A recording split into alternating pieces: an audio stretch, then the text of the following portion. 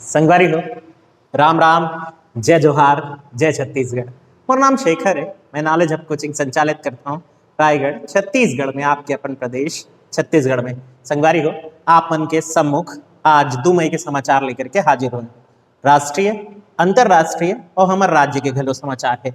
राज्य में बहुत समाचार अभी नहीं बने थे, कोविड के हालात जैसे चलत है।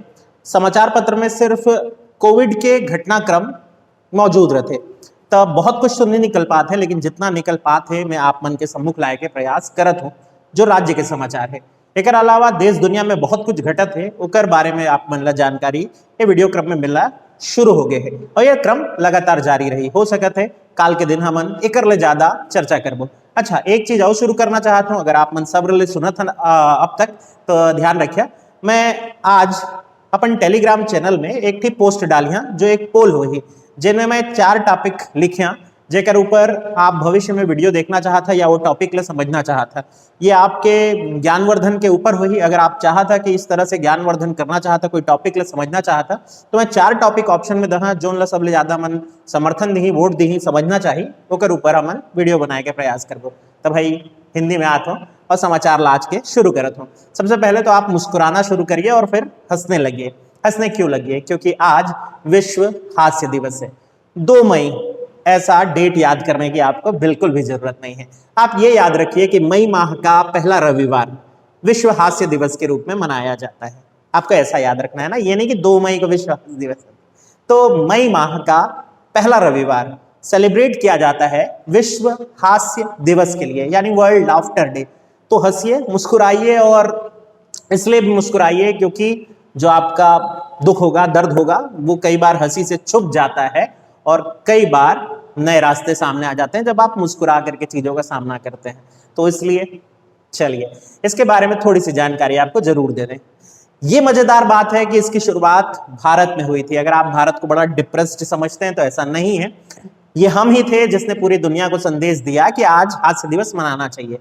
1998, वैसे 11 जनवरी थी जब ये शुरू हुआ। 11 जनवरी 1998 बंबई में इसकी शुरुआत हुई, सॉरी मुंबई में इसकी शुरुआत हुई।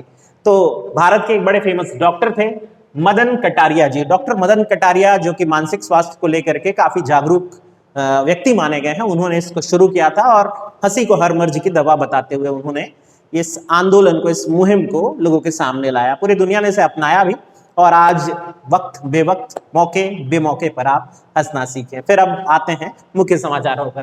पहला समाचार मोहम्मद शहाबुद्दीन की मृत्यु से जुड़ा हुआ है। मोहम्मद शहाबुद्दीन आरजेडी के पूर्व सांसद हुआ करते थे, या यूं कहें कि हुआ करता था। इस व्यक्ति को इज्जत देने का मेरा कोई भी मकसद, कोई भी उद्देश्य नहीं है, लेकिन मर गया है तो याद रखना पड़ेगा। हम निधन नहीं कह रहे हैं, इसीलिए हम मृत्यु कह रहे हैं, या मौत हो गई ऐसा कह रहे हैं। कोरोना से हुई है इसकी मौत। वैसे आपको बता दूं कि ये तिहाड़ जेल में बंद था। बिहार का बड़ा बाहुबली कहा जाता था। आरजेडी यानी राष्ट्रीय जनतांत्रिक दल जो है, आरजेडी, जो कि काफी जानी मानी पार्टी है बिहार की, वहां से ये नेता हुआ करता था। बाहुबली था यानी इसका दबदबा था। एक किस्सा बड़ा फेमस इसका ये हुआ कि इसने एक बार अपने कुछ गुर्गों को, यानी अपने कुछ होते हैं ना ऐसे लोगों के पीछे चलने वाले बहुत सारे लोग होते हैं, तो उनको गुर्गा कह लीजिए, आप गुंडा कह लीजिए, लठैत कह लीजिए। तो ऐसे कुछ लोग थे जो एक शॉप पे पहुंचे और उन्होंने कुछ चीजों की मांग की। शायद रैंसम मांग रहे थे, शायद पैसा मांग रहे थे, जो भी कर रहे थे। दुकान के ऑनर ने मना किया। साथ ही साथ वहां 2 बेटे थे उनके, उन्होंने इस बात के लिए मना किया और कह दिया कि भाई अगर आप जाएंगे नहीं तो हम आपके ऊपर एसिड फेंक देंगे, आप यहां से चले जाइए। वो लोग उस वक्त तो चले गए, लेकिन रात को वापस लौटे। उन दोनों बच्चों को किडनैप करके ले जाया गया और यहां ये शहाबुद्दीन सामने बैठा कुर्सी के, और उसने अदालत लगा करके फैसला दिया कि जिन्होंने ये धमकी दी थी कि वो दुकान अगर से चले नहीं जाएंगे तो उनको एसिड फेंक दिया जाएगा, तो उनको एसिड से नहला करके उन दोनों बच्चों को मार दिया। आप समझ सकते हैं देश में ऐसे लोग भी नेता बन जाते हैं। तो ये नेता बना, बाहुबली रहा, लोगों ने इसको भी वोट दिया। भारत में किसी को भी वोट दे देते हैं हम तो, और अब कोरोना से मर गया है। तो प्रकृति अपना हिसाब कर रही है। ये कहानी इसलिए सुना रहा था क्योंकि अपने 2 बेटों के मर जाने के बाद तीसरे बेटे, जिसकी गवाही पर इस व्यक्ति को जेल हुई, उसको गवाही देने जाने के वक्त ही गोलियों से भून भी दिया गया। अपने 3 बेटों को खो देने के बाद भी एक बुजुर्ग पिता संघर्ष पे लगा रहा और फाइनली से सजा दिलवा कर रहा। तो कानून व्यवस्था में थोड़ा विश्वास आप कर सकते हैं इस देश में। फिर हम बात करेंगे एक नासा के अभियान की। इनजेन्युइनिटी ये एक नासा का हेलीकॉप्टर है। हेलीकॉप्टर होना कोई बड़ी बात नहीं है, बड़ी बात इसलिए हो गई क्योंकि नासा जो कि अंतरिक्ष में अपने अभियान के लिए जाना जाता है, उसने मंगल ग्रह पर पहली बार हेलीकॉप्टर का संचालन किया है। तो मंगल ग्रह पे पहली बार संचालित होने वाला या उड़ान भरने वाला हेलीकॉप्टर बन गया ये इनजेन्युइनिटी नाम का। अब इसके 3 चरण हो चुके हैं, इसको आगे बढ़ाया जाएगा और मंगल पर रिसर्च और तेज की जाएगी, ऐसा नासा का कहना है। फिर हम बात करेंगे अगली न्यूज पर। यह न्यूज मुझे बड़ी अच्छी लगी है, आप भी थोड़ा इसे ध्यान दें और नोट भी कर लें। 307 मिलियन टन 307 यानी 307 मिलियन टन ये लक्ष्य है, ये अनुमान है आने वाले 1 साल के दौर में। यानी कि हम इस न्यूज को इस तरह से लिख लेते हैं कि 307 मिलियन टन खाद्यान्न उत्पादन करने का लक्ष्य रखा है भारत ने 2021 से 22 के खरीफ वर्ष में। खरीफ वर्ष अभी शुरू होने वाले हैं, आपको पता ही है कि बारिश की पहली फुहार के साथ खरीफ मौसम शुरू हो जाता है, जिसमें धान मुख्य फसल होती है। तो धान का आंकड़ा भी यहां पर जारी किया गया है। 104.3 मिलियन टन चावल उत्पादन का लक्ष्य भारत सरकार ने रखा है, ये पूरे भारत के लिए है। 307 मिलियन टन खाद्यान्न कुल भारत में उपजाया जाएगा। खाद्यान्न में चावल, गेहूं, मक्का, ज्वार, बाजरा ये सारी चीजें आते हैं, मोटे अनाज भी काउंट होते हैं। इसमें सबसे प्रमुख भारत में चावल ही है। तो 104.3 मिलियन टन अकेले चावल का उत्पादन करने का लक्ष्य रखा गया है। पिछले बार यह लक्ष्य 102 मिलियन टन का था, आपको यह भी ध्यान रखना है। इस साल 2021-22 के लिए 104.3 मिलियन टन चावल, जबकि ओवरऑल खाद्यान्न उत्पादन का लक्ष्य 307 मिलियन टन रखा गया है। यह अनाउंसमेंट किए हमारे कृषि मंत्री, केंद्रीय कैबिनेट मिनिस्टर हैं जो कृषि मंत्री नरेंद्र सिंह तोमर जी, उन्होंने बताया कि यह लक्ष्य रखा गया। साथ ही साथ इसी न्यूज में एक जानकारी और थी, वो भी आप नोट कर लीजिए कि भारत के जीडीपी में, यानी भारत के सकल घरेलू उत्पाद जीडीपी, ग्रॉस डोमेस्टिक प्रोडक्ट में कृषि की भागीदारी 19.9% रही 2021 के लिए। देखिए, जीडीपी में 3 चीजों का योगदान होता है, एक कृषि क्षेत्र होता है, एक उद्योग क्षेत्र होता है और एक सेवा क्षेत्र होता है। तो हमारा जो प्राथमिक सेक्टर है या कृषि क्षेत्र, उसका योगदान 19.9% रहा, जो एक अच्छा परसेंटेज है। पिछले साल ये 17.8% था। ये प्रश्न कई बार आता है कि कृषि का योगदान जीडीपी में कितना है, तो आप ये आज के आज ही याद कर ले। 19.9% जीडीपी में कृषि का योगदान भारत कर रहा है इस 2021 के वर्ष के लिए। फिर हम बात करेंगे मैक्सिको और अमेरिका के बीच बन रही एक दीवार की। आपको याद होगा जब अमेरिका के प्राइम मिनिस्टर वो संतरे बाल वाले व्यक्ति हुआ करते थे, ऐसी लैंग्वेज यूज नहीं करनी चाहिए शायद हमें, लेकिन विश्व हास्य दिवस है तो कर सकते हैं। चलिए, तो हाँ, वो जैसे मीडिया में रोटन ऑरेंज कह दिया जाता था, यानी सड़ा हुआ संतरा कह दिया जाता था, यानी डोनाल्ड ट्रंप। तो डोनाल्ड ट्रंप साहब जब अमेरिका के राष्ट्रपति हुआ करते थे तो उन्होंने एक योजना बनाई अमेरिका और मैक्सिको के बीच एक दीवार खड़ी करने की। पेंटागन, जो अमेरिका की रक्षा एजेंसी है, उसको यह काम दिया गया। पेंटागन और अमेरिकी सरकार मिलकर के यह काम कर रही थी। जो बाइडेन की सरकार अब नई बन चुकी है अमेरिका में, आपको पता ही है कि अमेरिका में नए राष्ट्रपति जो बाइडेन है, उन्होंने इस फैसले को अब रद्द कर दिया है। आपको याद थोड़ा और दिला दूं पीछे ले जा करके कि जब डोनाल्ड ट्रंप थे तो उन्होंने इस बात पे आपातकाल तक लाने की स्थिति बना दी थी अपने देश में। 2019 में ये सब कुछ हो रहा था। बहरहाल ये परियोजना अब रद्द हो गई है। अब मैक्सिको और अमेरिका के बीच कोई दीवार नहीं बनेगी। दुनिया में एक ही फेमस दीवार है, रहने देते हैं उसको, चीन की दीवार। वैसे भारत में भी एक बड़ी फेमस दीवार है, क्या आप उसका नाम जानते हैं? अगर जानते हैं तो नीचे कमेंट बॉक्स में लिखिए कि भारत में सबसे लंबी दीवार कौन सी है। अमिताभ की दीवार मत कहिएगा। आगे बढ़ते हैं। फिर हम बात करेंगे 400वें प्रकाश वर्ष की। पूरे भारत में कल का दिन 400वां प्रकाश वर्ष के रूप में मनाया गया। तस्वीरों में अगर आप देखे होंगे, मोदी जी भी गुरुद्वारे पहुंचे हुए थे, अचानक से पहुंच गए वो। और क्या है प्रकाश वर्ष, हमको ये जानने से मतलब है एक स्टूडेंट के रूप में। प्रकाश वर्ष सिखों के 9वें धर्म गुरु तेग बहादुर जी के जन्म तिथि के याद में मनाया जाता है। तो गुरु तेग बहादुर जी को सम्मान देते हुए मनाया जाने वाला जो पर्व है उसका नाम होता है प्रकाश पर्व। 400वें क्रम का था, इसलिए ये बहुत बड़ा हो जाता है और आपको ये याद करना चाहिए। इतिहास से जुड़े हुए प्रश्न बन सकते हैं। गुरु तेग बहादुर जी 1621 में अमृतसर में पैदा हुए थे। ये गुरु हरगोविंद सिंह, जो कि 6वें धर्म गुरु हुआ करते थे, उनके छोटे बेटे थे। खैर, ये जानकारी इतनी ही काफी नहीं है, मैं और बताता हूं, आपको वो भी याद रखना है। अगर हम बात करें इनकी महानता की, यानी गुरु तेग बहादुर जी की, तो ये वो थे जिन्होंने अपने पंथ, अपने धर्म को सर्वोपरि माना, उसके लिए जान तक की भी फिक्र नहीं की थी। कहते हैं कि औरंगजेब ने इन्हें कैद किया था और धर्म परिवर्तन पर जोर दिया था, लेकिन ये टस से मस नहीं हुए, अपना सर कटाना कबूल किया, लेकिन इन्होंने धर्म परिवर्तन नहीं किया। तो आप ये क्वेश्चन कई बार हिस्ट्री के पेपर में देखेंगे कि औरंगजेब ने किस सिख धर्मगुरु की हत्या करवा दी थी। ये वही थे गुरु तेग बहादुर जी, आपको इनको याद रखना चाहिए। इन्हीं के बलिदान के बाद गुरु गोविंद सिंह जो 10वें धर्मगुरु थे, उन्होंने सिखों को एक सैन्य शक्ति के रूप में संगठित होकर के, जो आज हम देखते हैं सिखों की कौम जो कृपाण धारण करती है, इसकी ट्रेनिंग दी, इसके लिए असेंबल किया, तो इनका बलिदान व्यर्थ नहीं गया। फिर हम बात करेंगे कमला हैरिस की। कमला हैरिस परिचय की मोहताज नहीं है, अमेरिका की उपराष्ट्रपति महोदया। क्यों चर्चा में? इसलिए क्योंकि कमला हैरिस के एक वैक्स म्यूजियम में अब शामिल होने की न्यूज आई है। तो इसका मतलब यह है कि कमला हैरिस की एक प्रतिमा बनाई जाएगी, एक स्टैचू बनाया जाएगा जो कि मोम का बना होगा। दुनिया भर में मोम के पुतले बनाने के लिए फेमस है तुषाद म्यूजियम। तो तुषाद म्यूजियम, मैडम तुषाद म्यूजियम जो है, वहां इनकी प्रतिमा लगाई जाएगी।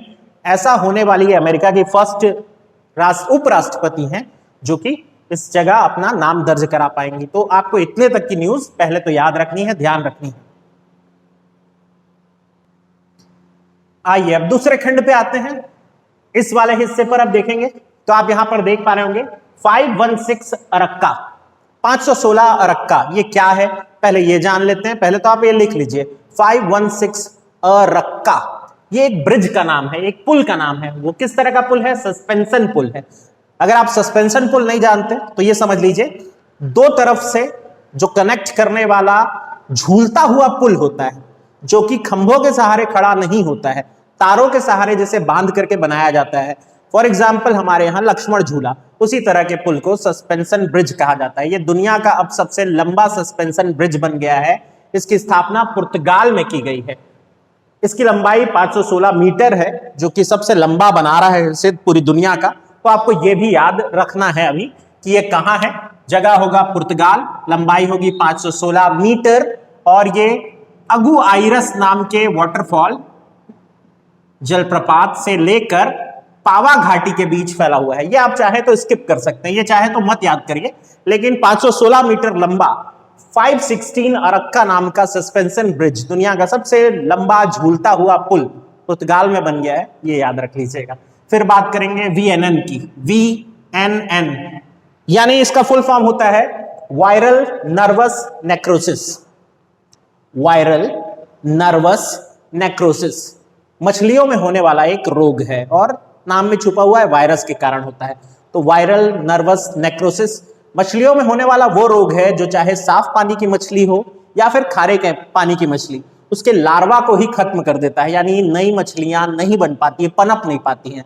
तो जो आजकल एक नया अध्याय जुड़ गया है भारत की कृषि का, जिसको हम कहते हैं एक्वाकल्चर, यानी कि मत्स्यकी, जो कि एक बहुत बड़ा आयाम ले रहा है आजकल एक्वाकल्चर, उसमें बहुत नुकसान पहुंचा रहा था। भारत वालों ने इसको ठीक करने के लिए अभी एक बहुत बड़ी उपलब्धि हासिल की है। इसकी रोकथाम का पहला टीका विकसित करने वाला भारत पहला देश बन गया है। तो VNN बीमारी का रोकथाम करने वाला पहला देश बना भारत। फर्स्ट टीका भारत ने बनाया है VNN यानी वायरल नर्वस नेक्रोसिस।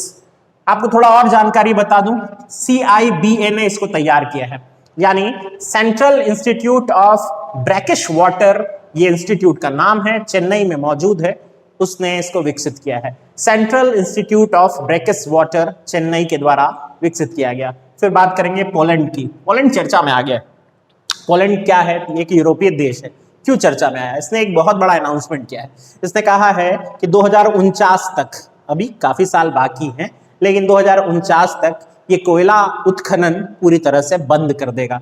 तब तक खत्म ना कर दे अपने संसाधन, ये अलग बात है, लेकिन हाँ, कार्बन उत्सर्जन को घटाने के लिए, पर्यावरण के लिए अपना योगदान देने के लिए इस देश ने अनाउंस किया है कि भाई वो अब कोयले का उत्पादन करना बंद करेगा, धीरे धीरे घटाएगा और समाप्त ही कर देगा 2049 में। एक बहुत बड़ा अनाउंसमेंट होता है किसी देश के लिए, वो भी तब जब पोलैंड की ऊर्जा आवश्यकता की 70% पूर्ति कोयले पर आधारित है, यानी थर्मल एनर्जी पर आधारित है।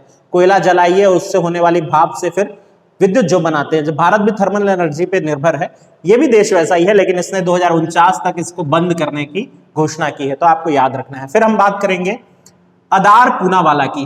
क्यों बता रहा हूं ये नाम, इसके पीछे कारण है। अदार पूनावाला, पहले तो नोट करें, सीरम इंस्टीट्यूट ऑफ इंडिया के प्रमुख है। सीरम इंस्टीट्यूट ऑफ इंडिया के हेड अदार पूनावाला। और अब समस्या समझिए, भारत उस देश के रूप में जहां कभी कभी तो आपको लगता है कि इससे महान कुछ हो ही नहीं सकता, और कभी कभी आपको शर्म आती है कि ऐसे लोग भी भारत में हैं। तो हुआ यह कि सीरम इंस्टीट्यूट, आपको पता ही है कि कोविशील्ड का निर्माण कर रही है और पूरे देश को इसकी जरूरत है। इन्होंने बताया कि भाई कई लोगों के रसूखदार, कोई पूर्व सीएम, कोई करंट सीएम, ऐसे ऐसे लोग फोन कर रहे हैं और धमकी दे रहे हैं कि हमको ये पहले डिलीवर करो, नहीं तो ठीक नहीं होगा। हम इस तरह के देश बन गए हैं। तो उन्होंने एक ट्वीट करके इसकी जानकारी दी, खुद अपनी फैमिली को लेकर लंदन शिफ्ट हुए। डर इंसान से क्या नहीं कराता, लेकिन ऐसे समय में जब कोविशील्ड देश की जरूरत है, एक इंस्टीट्यूट के मालिक को धमकाना।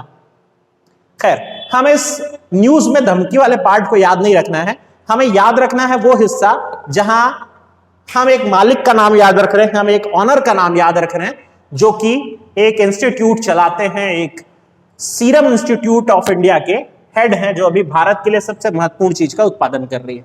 फिर बात करेंगे किल द बिल अभियान की। ये न्यूज मुझे बड़ी इंटरेस्टिंग लगी। देखिए, ब्रिटेन अभी वो भी उभरा नहीं है कोरोना के संक्रमण से, अभी वहां भी हालात इतने बेहतर नहीं हुए हैं, लेकिन इसी बीच वहां की सरकार ने भी एक बिल लाया जो कि पुलिस की शक्ति बढ़ा रहा है।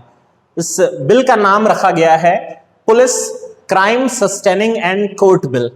इस एक्ट के द्वारा पुलिस को किसी अपराधी को गिरफ्तार करने के लिए कुछ अतिरिक्त छूट दी जाएगी।